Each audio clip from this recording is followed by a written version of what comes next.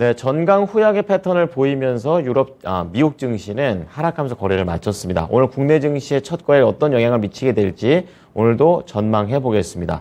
오늘 유안타증권의 송태현 과장 나오셨습니다. 안녕하세요. 네, 안녕하세요. 네. 자, 오늘 송 과장과 함께 볼 지금 주제부터 공개해 보겠습니다. 오늘의 주제입니다. 6거래일 연속 하락, 2019년 이후 처음. 예, 이거 기술주 얘기겠네요. 좀 자세히 들어보겠습니다. 사실 두 가지 의미가 있습니다. 아, 그래요? 예, 그만큼 오랜 기간 지금 투자 심리가 좋지 않게 많이 빠지고 있다는 게 첫 번째가 될 수 있는 것 같고요. 네네네. 두 번째는 2019년 이후에 처음이기 때문에 그만큼 반등의 시간도 다가오고 있다. 라고 두 가지로 해석을 해볼 수 있는 것 같은데요. 예. 일단 지난주 금요일 날 미국 시장을 보게 되면은 제가 분명 자기 전까지만 하더라도 잘 갔죠. 미국 시장이 상당히 좋았었거든요. 예, 맞아요. 그러면서 이제 반등이 나오는구나.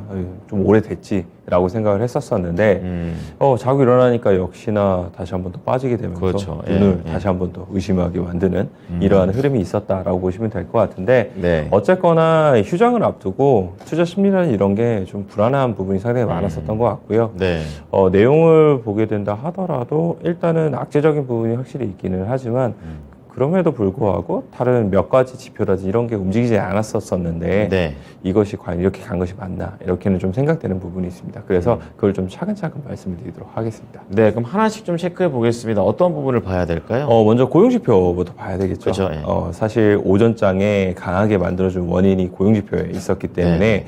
그런 부분을 먼저 말씀을 드려야 될 것 같은데 이 세우스 레포트에서 고용지표가 발표하기 전에 고용지표 결과별 이 미국 증시 반응의 시나리오를 이제 이야기를 한 부분이 있었습니다. 그래서 만약 컨센서스 대비 좋게 나오게 되면은 네. 사실상 미국 증시는 파월 연준장의 발언 이후에 빠진 것처럼 다시 한 번 더 크게 빠지게 될 것이다. 그렇죠. 예. 라고 이야기를 했고요.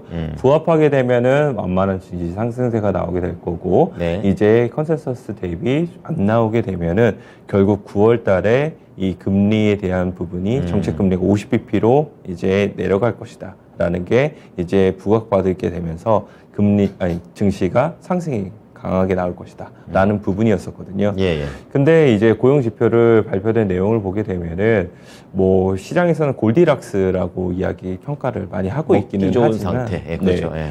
어쨌거나 내용 자체를 보게 되면 전월 대비도 많은 부분 하락을 하게 되고 그리고 이 컨센서스 대비도 하락이 나오게 되면서 그렇죠. 수치만 놓고 봤을 땐 그닥 좋지는 못했었거든요. 네네. 다만 이제 한 30만 건 이상의 고용이 계속적으로 유지가 되게 되면서 그런 부분이 아까 말씀드린 것처럼 골디락스라는 이러한 부분으로서 해석이 됐다라고 보시면 될 것 같고요. 네. 실업률을 보게 된다 하더라도 계속적으로 한 3.5를 기록을 하고 있었던 부분이 있었었는데 이제 3.7로 다소 좀 올라온 부분도 있었습니다. 그렇군요. 그래서 경제 지표가 이렇게 나오다 보니까 아무래도 9월 달에 이 금리 인상에 대한 속도가 조금 조절이 되지 않겠느냐. 이러한 이제 이 관측이 더욱더 많아졌다라고 보시면 될 것 같고요. 그렇군요. 이 월가에서도 보게 되면은 스테이트 스트리트 글로벌에서는 경제 연착륙을 한 연준의 능력을 이번 지표가 지지하고 있다라고 이야기를 했고요.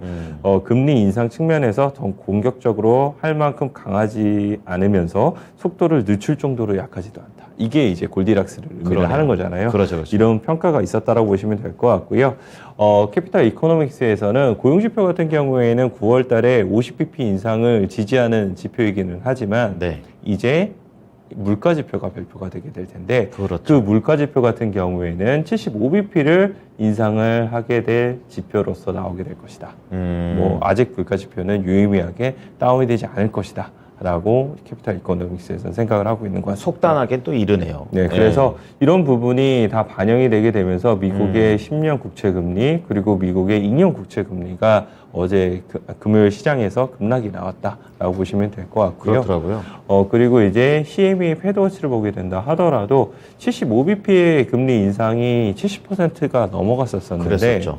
이것이 확 떨어져서 56%까지 내려왔고요.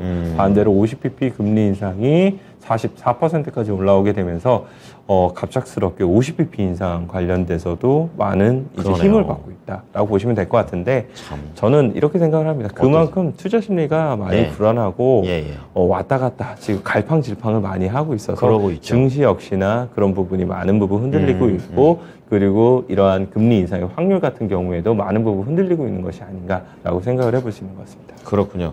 자, 계속해서 이제 뚜껑을 열어보지 않으면 알 수가 없는 그런 상황이 되고 있습니다. 자, 그런 가운데 이날 시장에서는 또 하나의 또 이슈가 될 만한 것이 바로 에너지와 관련된 내용이 되겠는데요. 또 천연가스 가지고 또 무기화하려는 움직임이 나옵니다. 네. 네.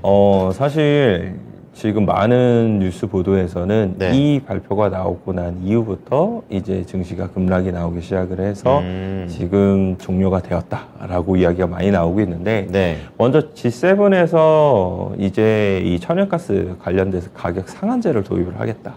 더 많이 못 받게 하는 거를. 예, 어느 정도 말하는 캡을 거죠. 이제 씌우겠다라고 그쵸, 그쵸. 이제 이야기를 하게 되는 네, 건데 네.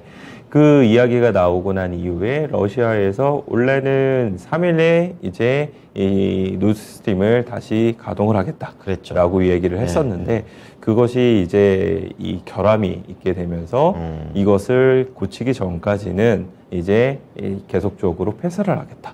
라고 뉴스 보도가 나오게 됐습니다. 거의 무기한이네요, 그러면. 뭐 언제 고쳐질지는 아무도 모르는 그러니까요. 거니까 예. 그런 부분에서 이제 러시아가 역시나 이 에너지 관련돼서 무기화하는 거 아니냐라는 이제 비난이 다시 한 번 더 나왔다라고 보시면 될 것 같고요. 네. 울라프 숄츠 이제 독일 총리 같은 경우에는 이 러시아 가스 공급이 어려워진다 하더라도 우리는 겨울을 견딜 수 있다.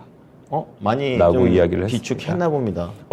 독일의 지금 가스 비축량 목표치를 보게 되면은 10월에 85%를 이제 달성을 하는 것이 목표치였었는데 지금 한 81% 정도가 지금 비축을 했기 때문에 네. 그런 부분에서 조기 비축량을 달성 가능하다라고 얘기를 했고요. 세게 나오네요. 그리고 이제 지난 2월 같은 경우에는 가스 네. 수요의 55%를 러시아에서 조달했던 부분이 있었었는데 네. 지금은 10% 정도밖에 안 되기 때문에 많이 이런 줄였네요. 부분에서도 괜찮다라고 이야기를 하고 있습니다. 그런데 뭐 이렇게 이야기를 하고 있기는 하지만 네. 실질적으로 사실 겨울에 가봐야지 정말 어떻게 반응을 할지는 좀 지켜봐야 그건 될 그렇죠. 부분이다라고 보시면 될 것 같고요.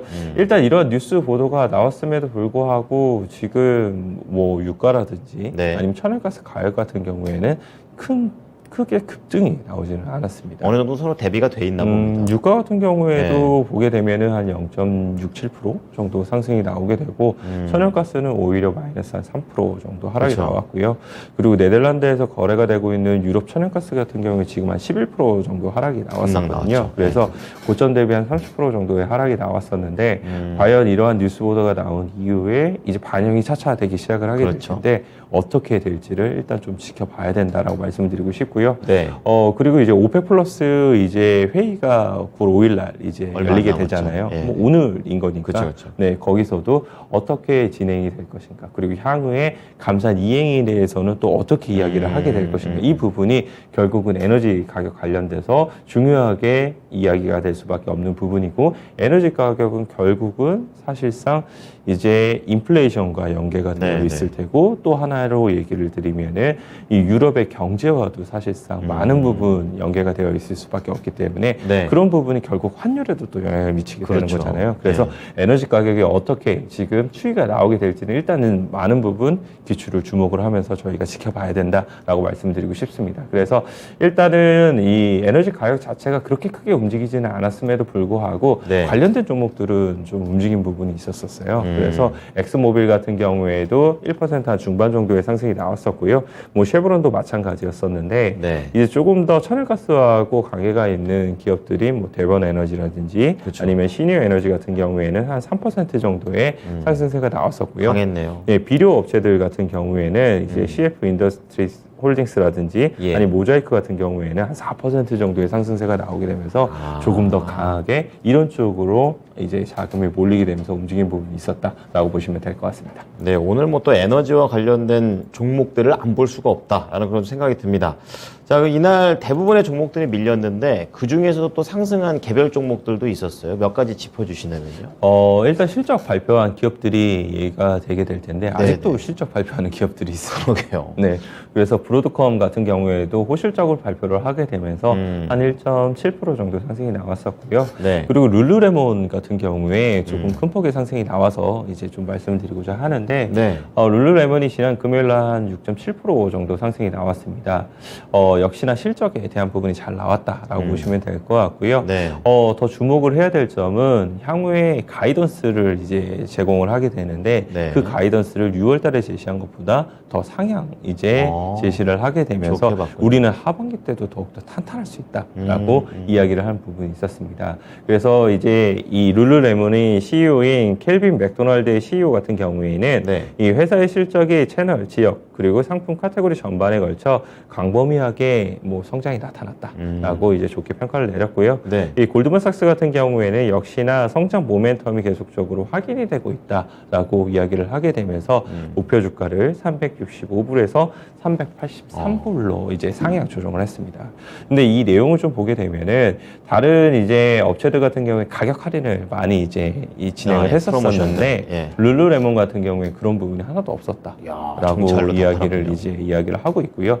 그리고 공급 체인 관련돼서도 문제가 되는 부분이 있었었는데 그게 다소 완화가 되게 되면서 네. 룰루레몬이 좋았다라고 얘기를 하고 있습니다. 그래서 국내에서도 관련돼서 이제 이러한 이제 애슬레틱 이러한 옷을 판매를 네. 하고 있는 업체들이 있게 될 텐데 그 업체들은 가격 정책이나 이런 게 사실 할인이 좀 많이 나오고 있잖아요. 그렇죠. 그래서 조금은 좀 다를 수 있는 부분이 있기는 하다라고 좀 보시면 될 것 같고요. 그 중에서도 그나마 제가 조금 관심을 갖는 기업은 에코마케팅 같은 경우에는 네. 자회사로 안다를 갖고 있으니까 그렇죠. 그런 부분에서 한번 좀 지켜보시는 건 어떨까라고 생각을 해볼 수 있는 것 같습니다. 알겠습니다.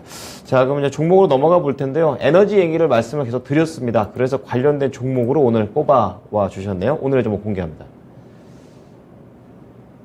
네, 현대중공업을 말씀해 주시는데요. 관련된 내용하고 목표가 간략하게 언급해 주세요. 네, 일단은 현대중공업 같은 경우에도 크게는 천연가스 관련돼서 계속적으로 가격이 상승이 되거나 네, 쇼티지가 나게 되면은 이 수주가 계속 발생을 할 수밖에 없는 부분이기 때문에 그런 부분에서 지금 가져왔다라고 보시면 될 것 같고요. 네. 현대중공업이 업계에서는 가장 덩치가 크고 그리고 수주도 꾸준하게 받고 있다는 점에서 봤을 때는 예. 이런 천연가스 관련돼서 투자 심리가 전환이 되게 됐을 때 현대중공업을 중심으로 조선주가 다시 한 번 더 상승이 나올 가능성이 있다라고 보시면 될 것 같고요. 2분기 실적이 생각보다 양호하게 나오게 되면서 3분기 때는 흑자 전환에 대한 이야기도 상당히 많이 나오고 그래요? 있습니다. 지금 사실 2023년도에 흑자 전환에 대한 부분이 발생이 가능하게 될 것이다 라고 얘기를 했었는데 이런 시계열이 다소 빨라지고 있다라고 보시면 될 것 같고요. 그렇군요. 지금 일단 신조선가 같은 경우에는 계속적으로 상승이 나오고 있다는 점, 반대로 이제 후판 가격 같은 경우에는 하방 압력을 좀 많이 받고 있거든요. 그런 점에서 생각을 해봤을 때 수익성적인 측면이 상당히 빠르게 좋아질 수 있는 부분이 있다라는 관점에서 봤을 때 지금 주가가 요 근래 조금 조정을 받았었는데 관심 있게 보셨으면 좋겠다라고 말씀드리고 싶고요. 네. 목표 주가는 18만 원까지도 이제 나온 레포트들이 상당히 많은데 높네요. 그래도 일단은 그 전에 16만 원권을 일단 1차 목표가로 제시를 해드리고요. 그때 상황을 봐서 추가적으로 말씀드리도록 하겠습니다. 네, 알겠습니다. 자, 오늘은 천연가스와 관련해서 좀 현대중공업에 대해서 말씀을 해주셨습니다. 오늘 말씀 잘 참고하겠습니다. 네, 감사합니다. 네, 현대중공업 목표가 16만 원 정도 보수적인 관점에서 잡아주셨습니다. 흑자 전환에 대한 기대감, 천연가스 그리고 업계에서 또 규모가 크다라는 장점들을 말씀을 해주셨으니까요. 참고해 보시기 바랍니다. 네, 지금까지 투자 판단에 도움이 될 수 있는 정보를 제공해 드렸습니다. 하지만 특정 종목의 상승과 하락을 보장하진 않으니까요. 이 부분 참고해 주시기 바랍니다. 오늘도 성공 투자하십시오. 고맙습니다.